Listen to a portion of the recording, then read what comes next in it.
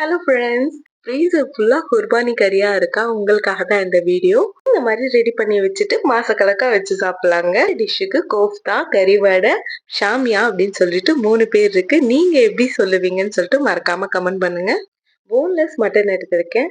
ஒரு கைப்பிடி அளவு கடலைப்பருப்பு சேர்த்திருக்கேன். ஊற வச்சது 1 மணி நேரம் ஊற வச்சா போதும். பெரிய சைஸ் வெங்காயத்தை ரஃபா சாப் பண்ணி ஆட் பண்ணிட்டேன். 4 பல்லு பூண்டு ஆட் பண்ணியிருக்கேன். 1/2 ஸ்பூன் கரம் மசாலா, 1/2 ஸ்பூன் மல்லித்தூள், 1/4 ஸ்பூன் பெப்பர், 5 காஞ்ச மிளகாய், தேவையான அளவு உப்பு, 1/4 ஸ்பூன் மஞ்சத்தூள். சின்ன டம்ளர் அளவுக்கு தண்ணி சேர்த்துட்டு நல்லா மிக்ஸ் பண்ணி கொடுத்துக்கோங்க. 6 விசில் ஹை ஃப்ளேம்லேயும் 3 விசில் லோ ஃப்ளேம்லேயும் வச்சு எடுத்துக்கோங்க. ஏர் நல்லா ரிலீஸ் ஆயிடுச்சுன்னா இந்த மாதிரி தான் இருக்கும். இப்போ நம்ம மறுபடியும் ஃப்ளேம் ஆன் பண்ணி கொஞ்ச நேரம் இந்த தண்ணி வத்துற வரைக்கும் நம்ம நல்லா மிக்ஸ் பண்ணி கொடுத்துக்கலாம். தண்ணி சுத்தமாக ட்ரையாக இருக்க மாதிரி பார்த்துக்கோங்க. நல்லா ட்ரை ஆகிட்ட பிறகு நம்ம ஃப்ளேம் ஆஃப் பண்ணிட்டு ஆறிட்ட பிறகு ஒரு மிக்ஸி ஜாரில் மாற்றிக்கலாம். இல்லை நீங்கள் மிக்சியில் அரைக்கிறது உங்களுக்கு பிடிக்காதுன்னா மற்ற வச்சு கூட கடையலாம். ஹை குவான்டிட்டியில் செய்யும்போது கண்டிப்பாக நீங்கள் மிக்ஸி யூஸ் பண்ணுறதே பெட்ரு. அளவுக்கு நல்லா கிரைண்ட் பண்ணி எடுத்துட்ட பிறகு ஒரு பிளாஸ்டிக் கவரில் நான் கொஞ்சமாக ஆயில் போட்டு க்ரீஸ் பண்ணிவிட்டு கையிலையும் நல்லா கொஞ்சம் ஆயில் போட்டு க்ரீஸ் பண்ணிக்கிறேன். இப்போது ரவுண்டான ஒரு பால் மாதிரி க்ரியேட் பண்ணி நம்ம கட்லெட் ஷேப் கொடுத்து எடுத்துக்கலாம்.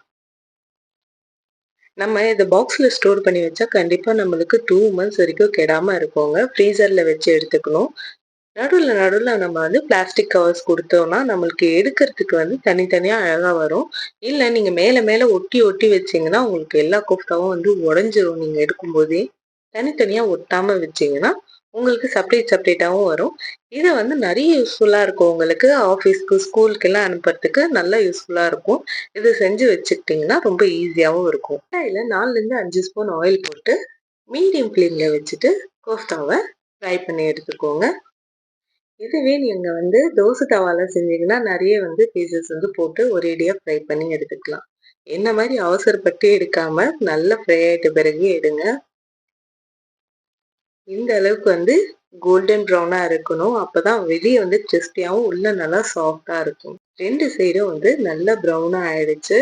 இப்போ நம்ம கோஃப்தாவை பிளேட்டிங் பண்ணிடலாம். மட்டன் கறி வடை சூப்பராக ரெடி ஆயிடுச்சு. மறக்காம இந்த பக்ரீத்க்கு உங்க வீட்டில் மறக்காம ட்ரை பண்ணி பாருங்க. இந்த வீடியோ யூஸ்ஃபுல்லாக இருந்துச்சுன்னா லைக் அண்ட் சப்ஸ்கிரைப் பண்ணிக்கோங்க.